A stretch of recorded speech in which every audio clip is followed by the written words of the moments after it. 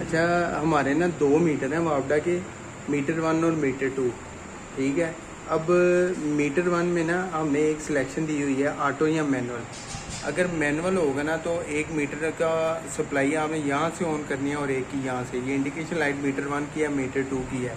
अगर मैनुअल पे होगा, आपने अगर 1 मीटर ऑन किया हुआ है, दूसरा करने से पहले आपको पहला वाला बंद करना पड़ेगा, फिर ये मैनुअल में से अगर कोई भी मीटर पहले ऑन है, दूसरा चलाने के लिए पहला बंद करेंगे तो फिर दूसरा होना अगर होगा। एक मिनट, अगर एक मसाला हमने मैनुअल पे रखा है, 1 मीटर चल रहा है, दूसरा हाँ। ऑन कर दें तो नहीं, ऑन नहीं होगा जब तक आप पहले उसको ऑफ का बटन प्रेस नहीं करेंगे, ये लाइट नहीं जाएगी तब तक आप ऑन ही नहीं कर ठीक सकते। होगा, ठीक होगा। अब अगर आप इस पे ऑटो पे आते हैं ना, तो ऑटो पे सिलेक्शन ये होगी कि आपने पहले 15 दिन करना है, या 1 मीटर पहले प्रायोरिटी देनी है या दूसरे मीटर को प्रायोरिटी देनी है।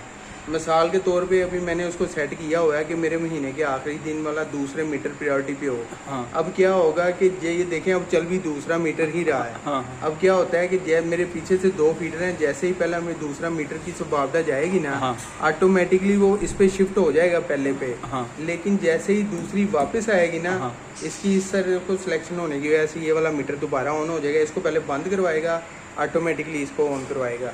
इसी तरह अगर मैंने सिलेक्टर स्विच पहले दिन पे रखा होता, पहले 15 दिन पे फिर मेरे मीटर 1 को प्रायोरिटी जानी थी, उससे क्या होना था कि अगर मेरे दोनों हैं तो मीटर 1 चलना था, अगर मीटर 1 ना होता तो मीटर 2 चल जाता। जिस तरह ही मीटर 1 वापस आना था, मीटर 2 बंद हो गए, मीटर 1 दोबारा ऑन हो जाना था। अब ये है मेरा एक चेंज ओवर दोनों मीटर्स का। अब नीचे जो सिलेक्शन है ना, उसमें एक सिलेक्शन है कि यार वो सबसे पहले मैनुअल इनपुट पे अगर हम सिलेक्शन करें तो मैनुअल पे क्या है कि मैंने इन्वर्टर को वापडा की सप्लाई देनी है या नहीं देनी, मेरी मर्ज़ी है, मैं ऑन या ऑफ़ कर सकता हूँ मैनुअल पे। अब मेरे पास ना इन्वर्टर से एक लोड आ रहा बड़ा, और बड़ा लोड मैंने डायरेक्ट वापडा फीड करवाई हुई है। मेरी मर्ज़ी है कि मैंने बड़ा लोड मैनुअल पे अगर होगा, इन्वर्टर पे चलाना है या वापडा पे चलाना है, दोनों में से लेकिन एट अ टाइम एक चलेगा। इसी तरह छोटे लोड को भी वापडा पे चलाना है या इन्वर्टर पे चलाना है, उसकी भी सिलेक्शन है, लेकिन दोनों में से एट अ टाइम एक होगा अगर मैनुअल पे है। अगर मैं उसको ऑटो पे करता हूँ ना, तो फिर क्या है कि वो मुझे ऑप्शन लेगा कि ये सुबह का टाइम है या शाम का टाइम है।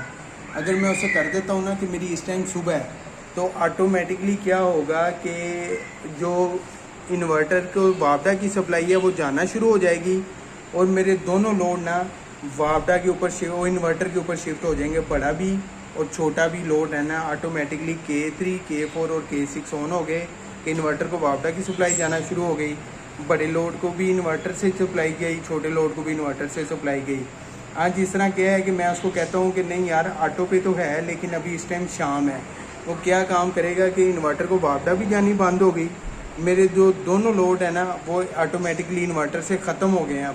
अब इन्वर्टर स्लीप मोड में चला गया है, वो ना उसको वापडा जा रही है ना वो लोड दे रहा है। मेरे डायरेक्ट लोड जो वापडा पे शिफ्ट हो गए हैं, छोटा भी और बड़ा लोड इस वक्त वापडा पे शिफ्ट हो गया है।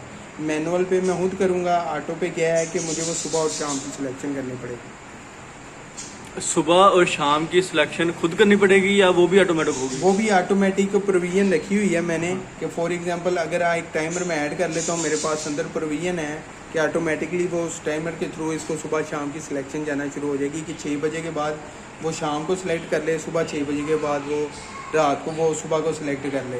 तो इसमें प्रोविजन है, लेकिन अभी मैंने उसको नहीं हाँ। चलाया। अच्छा, एक और सवाल, इसे कैसे पता चलेगा कि पहले 15 दिन कौन सा मीटर चला है और आखिरी 15 दिन कौन सा मीटर चल रहा है? नहीं, ये देखे ना, ये हमने खुद मैनुअली सिलेक्शन करनी है कि मैं चाह रहा हूँ कि पहले 15 दिन मेरा लोड ना 15 दिन डिवाइड हो गए चले। हाँ। पहले 15 दिन 1 मीटर चले, अगले 15 दिन दूसरा मीटर चले। हाँ, लेकिन ये पहले आखिरी 15 दिन है, लेकिन अगर ये मीटर की पहले वो वापडा आखिरी मीटर वाली वो दूसरे मीटर की वापडा चली जाती है, हाँ। फिर चंद देर के लिए पहला यूज़ करेगा। हाँ। लेकिन जैसे ये वापस आ गई है, इसको सिलेक्शन होने के बाद फ़ौरन इसको बंद करा के दूसरे पे शिफ्ट हो हाँ, जाएगा। हम लोग इस सिलेक्टर में एक ऐसा सिलेक्टर लगवाना चाहते हैं जो मीटर के यूनिट काउंट करे, जिसके यूनिट 200 या 300 से अबव हो जाए, उस मीटर को ऑफ कर दे, दूसरे मीटर को ऑन रखे। हाँ, वो भी प्रोविजन हो सकती है कि वो उसमें क्या होगा कि फिर हमारी 2 रिलेज लगाना पड़ेंगी कि हम इसमें प्रोविजन लगा लें। एक रिले में सेट कर देते हैं कि हमारा फॉर एग्जांपल 190 यूनिट हुए हैं जैसे ही, पहले ना 190 यूनिट तक इसकी प्रायोरिटी पे चलता रहे। हाँ। जैसे ही 190 यूनिट हुए हैं वो नेक्स्ट पे वाली पे वो प्रायोरिटी पे शिफ्ट हो इस गए। सिलेक्टर को कैसे पता चलेगा कि 190 नहीं। यूनिट हो चुके हैं? वो सिलेक्टर नहीं लगेगा, उसमें सिर्फ फिर दो अंदर एनर्जी मॉनिटरिंग डिवाइसेस लगेंगी अच्छा। जो आउटपुट जनरेट करेंगी कि मैंने अब मीटर 1 को चलाना है या 2 को चलाना है। ओके। इसमें तकरीबन खर्चा कितना आ जाएगा, कोई आइडिया? ये अभी तकरीबन आप मिनिमम भी ना, अभी मेरा ना चाहते हुए भी इसके 25 से 30 हज़ार रुपया भी खर्चा है। 25-30 हज़ार तो बहुत हाँ सस्ता है, मैंने समझा 50,000 रुपया हो नहीं, जाएगा। वो अभी मैंने इसमें ना जो कुछ इंस्ट्रूमेंट मैंने अपने घर के लिए लगाने थे तो मैंने खरीदे हैं उसे सलामतपुरा से।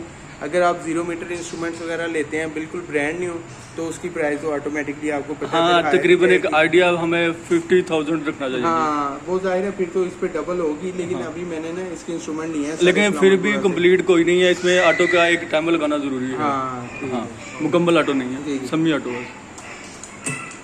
ठीक है जी, मेहरबानी।